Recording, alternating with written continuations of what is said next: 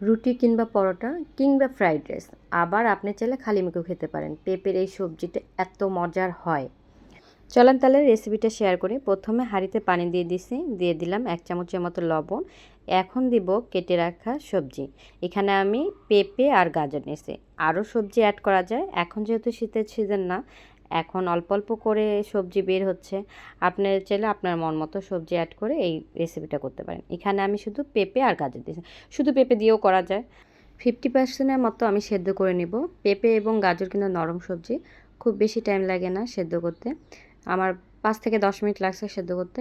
এইদিকে আমি হাড় ছাড়া মুরগির বুকের মাংস লম্বালম্বি করে কেটে নিছি। এখানে আমি সয়া সস, গোলমরিচ আর একটু আদা বাটা, রসুন বাটা দিয়ে খুব ভালোভাবে মেখে নিছি। কড়াইয়ে প্রথমে তেল দিছে, আপনার বাটার দিয়েও করতে পারেন এই রেসিপিটা। আমি সয়াবিন তেল দিছি, তারপরে মুরগির মাংসগুলো দিয়ে দিছি। মুরগির মাংসগুলো আগে থেকে আমি একটু মেখে ম্যারিনেট করে রাখছিলাম, যাতে মুরগির মাংসের ভিতরে মশলাটা ঢুকে। বেশি কিছু না, একটু আদা বাটা, একটু রসুন বাটা আর গোলমরিচি গুঁড়ো আর সামান্য একটু লবণ আর হচ্ছে সয়া সস, বাস এতটুকুই দিবেন, আর বেশি কিছু দেওয়া লাগবে না। এখানে আমি দিয়ে খুব ভালো করে ভেজে নিচ্ছি। খুব ভালো করে ভেজে নেওয়ার চেষ্টা করবেন।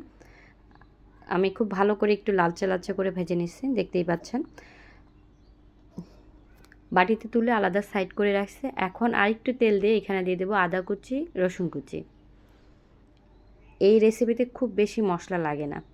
আদা কুচি এবং রসুন কুচি খুব ভালো করে লালচে করে ভেজে তারপরে আমি দিয়ে দেবো সেদ্ধ করা পেঁপে এবং গাজর এবং ভেজে রাখা মুরগি মাংস। তারপর দিয়ে দেবো একটু গরম পানি, দিয়ে কিছুক্ষণ নাড়াচাড়া করব।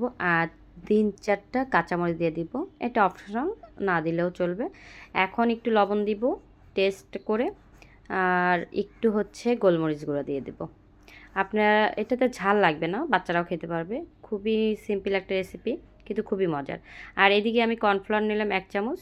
আপনার সবজি যেরকম বেশি বা কম হবে সেই অনুযায়ী আপনাদের কর্নফ্লাওয়ারটা গুলাতে হবে। এখানে আমার সবজি মোটামুটি যেরকম ছিল, আমার মনে হচ্ছে 1 চামচ কর্নফ্লাওয়ারে হয়ে যাবে। একটু পানি দিয়ে গোলাই নিছি, গোলাই নিয়ে সেটা সবজি হওয়ার আগে আগে দিয়ে দিছি। তারপরে 5 মিনিটের মতো আমি চুলায় রাখছি।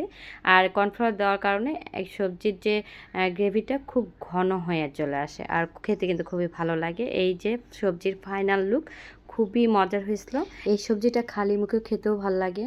আপনারা চাইলে রুটি, পরোটা এবং ফ্রাইড রাইসের সঙ্গে তো এটা ডিশ থাকেই সাইড ডিশ হিসাবে, খুবই মজা। আমি দুপুরে লাঞ্চের জন্য ফ্রাইড রাইসের সঙ্গে এটা সাইড ডিশ হিসাবে তৈরি করছিলাম। পরে আবার রাতে যখন রুটি খেয়েছি তখন এটা দিয়ে রুটি খেয়েছি, অনেক মজা লাগছে। বিশ্বাস না হলে বাসায় একবার ট্রাই করেন। আর আমার মেয়েও অনেক পছন্দ করছে, ওর গাজর আবার খুব পছন্দ। তো এখানে গাজর আর পেঁপে ছিল এবং চিকেন ছিল, বাচ্চারাও পছন্দ করবে।